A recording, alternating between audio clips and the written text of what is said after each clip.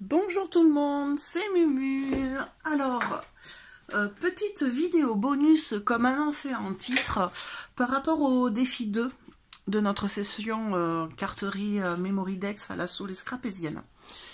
Nous avons réalisé, vous avez vu les modèles en vidéo, donc une carte Memory Dex avec le balancier. Ici, vous avez vu aussi le tuto dans les vidéos précédentes de cette carte à tirette. Hop là. Et comme le sujet est pas mal inspirant et que je trouvais cette carte un petit peu dure techniquement, on a réalisé jeudi soir à l'assaut, donc ici une deuxième petite carte à balancier pour montrer aux adhérentes. Donc je fais toujours des démos, donc lors des démos je recommence un projet, donc ici la petite carte Memory Dex et cette nouvelle carte avec une autre technique d'effet mobile. Donc on a eu la carte à tirette et ici c'est une carte à pivot qui coulisse, hop, et qui fait apparaître un petit personnage, et je voulais vous partager du coup l'effet technique de cette carte. Voilà, donc j'écarte ça et je vais attraper le matériel dont j'ai besoin pour réaliser cette technique de pivot. Donc on va avoir besoin d'une petite bande de papier. La largeur et la longueur importent peu puisqu'on va la recouper, il faut juste qu'elle soit assez fine. Il va nous falloir une mini attache parisienne. J'ai découpé dans mon papier multitechnique, celui que j'utilise toujours pour faire ce genre de réalisation. Donc une bande de papier de 1,5 cm de largeur. Ici, alors j'essaye de vous montrer, j'ai une bande de rhodoïde de 1 cm de largeur. La longueur importe peu, on va la retailler suivant nos besoins. Je vais la mettre là. Une bande de papier pour réaliser la partie qui cache, ici, de 5,5 cm sur 14 de haut, qui est la hauteur de ma carte. Et pour le travail de mon fond de carte, un rectangle de 10 sur 14 cm. Voilà, un fond de carte, bien sûr, pour accueillir notre travail, et une bonne quantité de double face épais. Alors ici, je l'ai en rouleau. Si vous en avez en petit carré ou en bande, c'est très bien aussi. Elle fait 1,5 cm, 1,5 mm d'épaisseur, donc pour la vidéo, je vais le doubler, voire même le tripler. J'ai prévu mon design avec ces deux petites poulettes que j'ai déjà tamponnées, colorisées. Donc c'est une planche de tampon All & Create. J'aime beaucoup cette marque, donc j'en ai pas mal. Donc je vous la montre, c'est les petites poules. Et c'est la planche numéro 407. Voilà, je fais un petit coup de propre et je vous retrouve de suite pour commencer la carte. Alors, je vais commencer par réaliser le design de ma carte. Pour les raisons qui s'imposent à la vidéo, pour pas que ce soit trop long, j'ai déjà un petit peu commencé, donc je vous montre un petit peu ce que j'ai fait. J'ai laissé tomber le combo de la carte, parce que bon, j'en ai déjà fait pas mal rose et doré, donc là je voulais, juste pour montrer la technique en fait de ce pivot, je voulais partir sur un autre design, donc voici l'autre design. Donc j'ai réalisé avec des petites brosses un petit dégradé de vert en bas et des petits nuages en haut. Donc ici je vais venir coller après ma petite poule, c'est celle qui va venir, ça va être la cache par rapport à notre pivot. Et de l'autre côté, j'ai réalisé avec un pochoir un petit dégradé avec une couleur orange, et j'ai posé avec la même technique que sur la carte Memory Dex. Donc mon pochoir, ma colle et mon foil, j'ai posé un petit peu de doré, voilà, pour apporter de la brillance à ma carte. J'ai réalisé rapidement un tour de carte au feutre noir, et là je vais pouvoir commencer à faire le montage de mon système de pivot.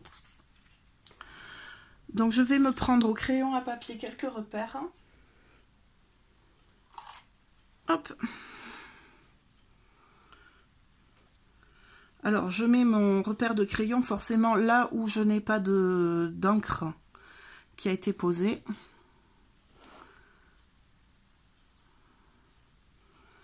Voilà, c'est juste pour voir à peu près jusqu'où mon papier va arriver.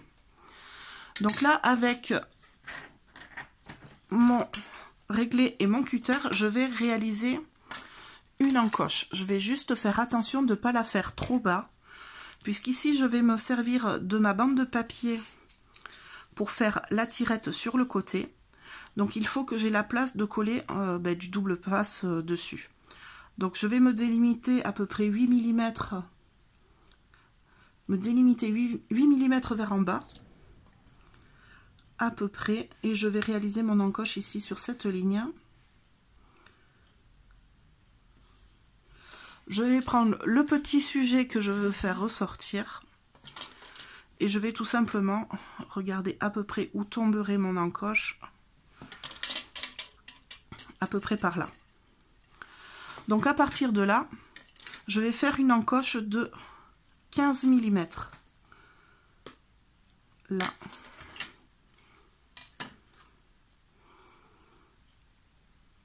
Et là, donc tout simplement avec un réglé, un cutter, je vais venir couper deux lignes et évider l'espace entre ces deux lignes.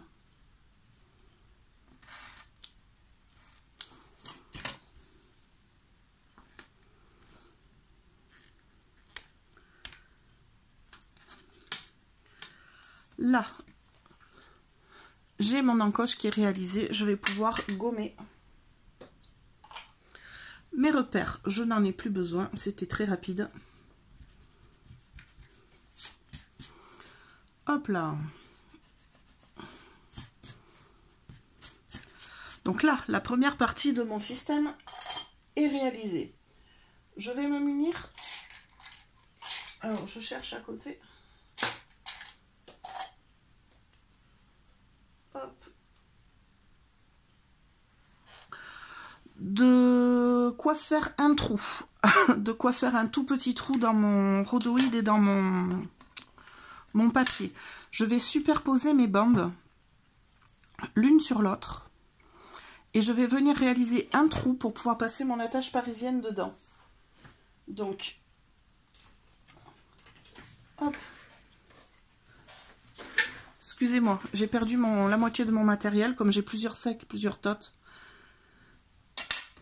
Hop, je voulais tenter au ciseau, mais j'ai un peu peur, donc du coup, je vais faire une encoche au cutter. Donc là, j'ai fait un trou et je viens passer mon attache parisienne dedans.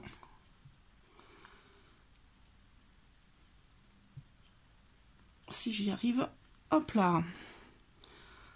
Là, je l'ouvre bien derrière. Alors, je la serre pas trop, puisqu'il faut que notre mécanisme coulisse. Et là, je vais venir l'actionner plusieurs fois pour que mon encoche devienne ronde, fasse un joli trou dans lequel ça puisse parfaitement bouger. Là. Et alors, le mécanisme du pivot, c'est tout simple. On va prendre la carte et on va passer notre rhodoïde, on va le mettre devant et on va venir le passer dans l'encoche de la carte. Hop là. Là, et en tirant sur le papier sur le côté, on a notre pivot qui bouge.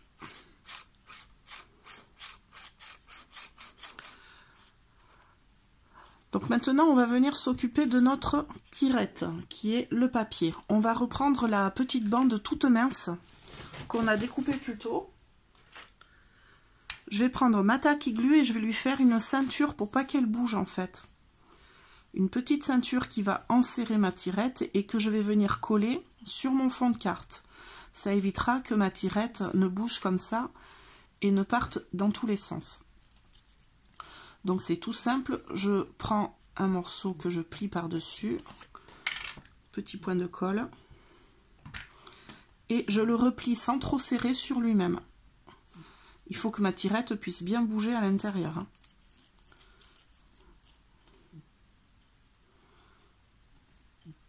Hop là, j'appuie bien fort. je découpe l'excédent. Et là, je viens poser de la colle sur ma ceinture côté fond de carte. Alors, je fais attention, j'en mets pas beaucoup, parce que si ça colle la tirette, et bien forcément, ça ne bougera plus. Je vais venir me mettre bien à l'horizontale. Et je colle la ceinture sur le fond de carte et j'attends un petit peu que ça prenne. Une fois que ma réglette est bien calée, je vais venir, hop là, faire un essai avec mon petit sujet. Alors j'aimerais qu'il sorte à ce niveau-là. Je vais voir s'il arrive à rentrer caché sous ma carte, voyez. Je vais avoir mon fond par-dessus. Donc il faut que j'ai la place de coller celui-ci. Je vais descendre un petit peu le sujet.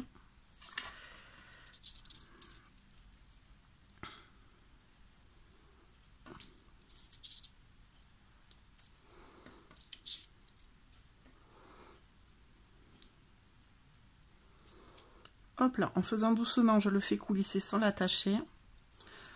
Donc à ce niveau-là, il devrait être bon. Avec un peu de double face, parce que sur le rhodoïde, c'est ce qui colle le mieux en fait. Je vais déjà scotcher mon petit personnage. Donc je l'attache au niveau du ventre. Parce que je compte bien couper mon rhodoïde en fait au niveau de la tête du personnage pour pas que ça dépasse trop. Donc vous voyez, je m'arroufle bien.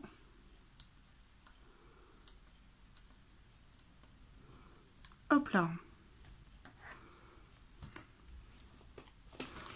Je remets mon rhodoïde au niveau de mon halo lumineux.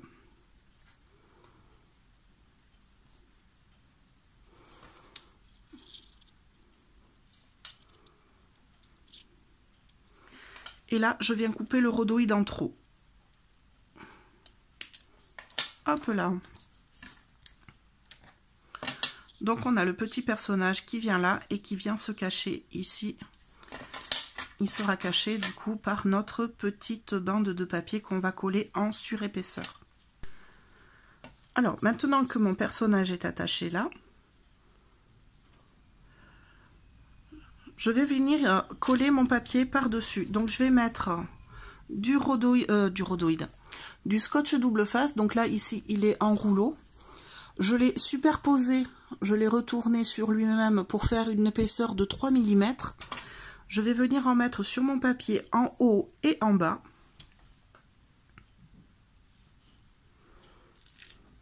Alors en haut, je fais bien attention de le mettre le plus près possible du bord ici pour ne pas gêner le passage du petit personnage. Hop là, et je viens coller tout simplement ma cache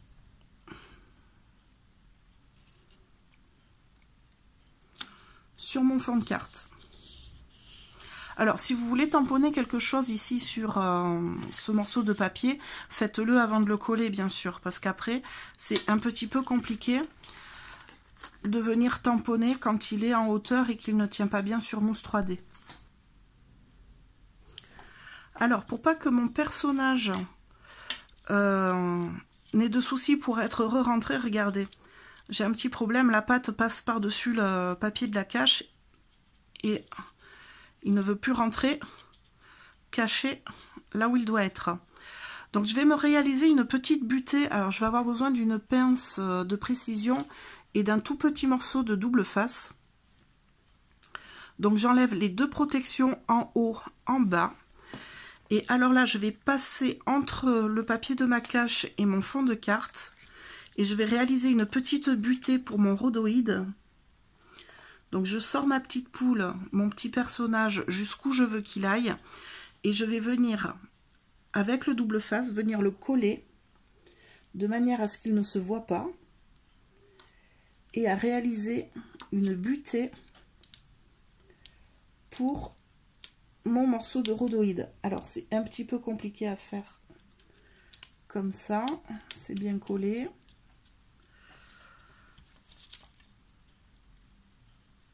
Alors, je l'ai mise trop loin. Là, je vais carrément coincer ma poule avec un morceau de scotch repositionnable pour pas avoir de soucis. Tac.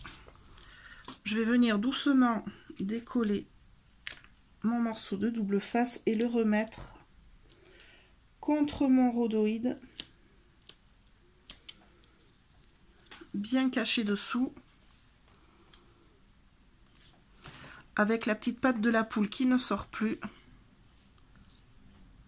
Voilà. Et là, ça fonctionne beaucoup mieux.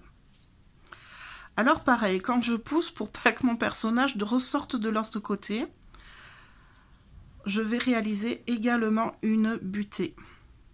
Mais ce coup-ci, au dos du mécanisme. Donc je vais retourner ma carte.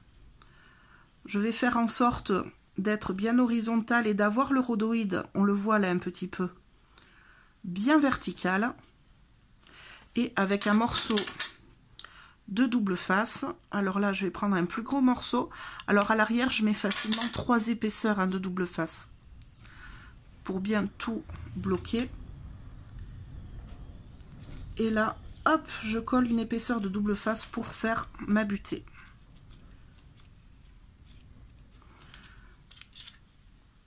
Alors je vais le décaler au ras de l'encoche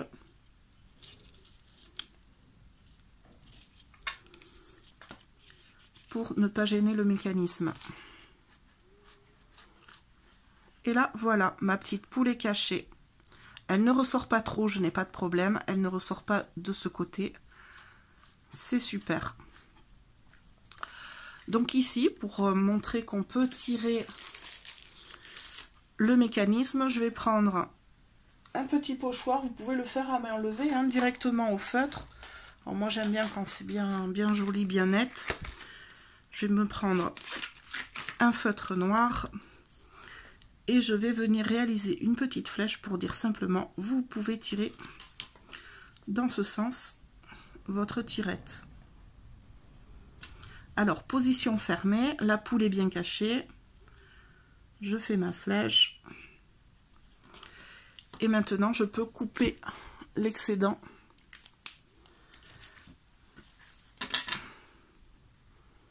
de ma tirette. On va arrondir un peu les bords.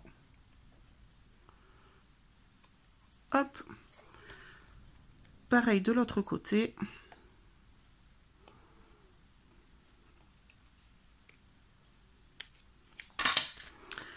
Et voilà.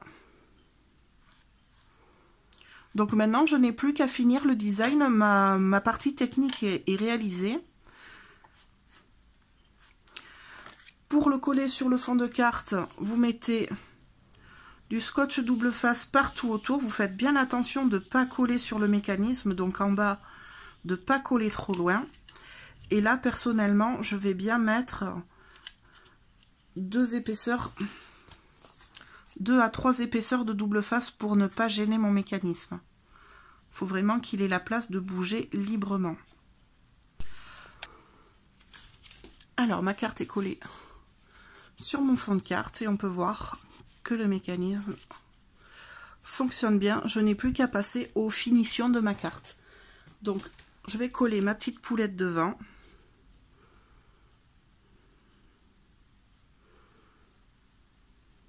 Hop.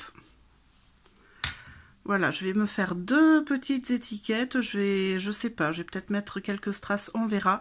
Je vais finir ça tranquillement hors caméra et je vous montre ça de suite là, maintenant.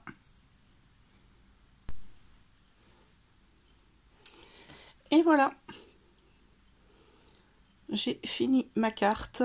Alors, j'ai pas fait grand chose, j'ai juste mis une petite étiquette en bas, quelques strass en haut et rajouté une étiquette coucou qui est collée juste derrière la tête de la poule. Pareil, j'ai fait bien attention de laisser le coin sous la cage pour pas avoir de problème pour ranger ma poulette. Voilà, donc collé sur le fond de carte. On voit pas trop le mécanisme sur le côté. Alors si vous aimez pas laisser des jours, vous pouvez mettre du double face tout le long. Il n'y a pas de souci. Et une troisième carte, enfin un troisième élément bonus du coup pour ce défi numéro 2. Alors sans le combo ce coup-ci, j'ai gardé le doré mais j'ai pas mis le rose. Mais pour l'effet mobile, on a la tirette à pivot, on a le balancier et la tirette à coulisses. Voilà, j'espère que ce petit défi vous a plu. Nous, franchement, on s'est éclaté à le réaliser. J'espère vous montrer très bientôt sur la page Facebook de l'association les réas des adhérentes. Et moi, je vous dis à très très vite pour le troisième défi. Bye bye!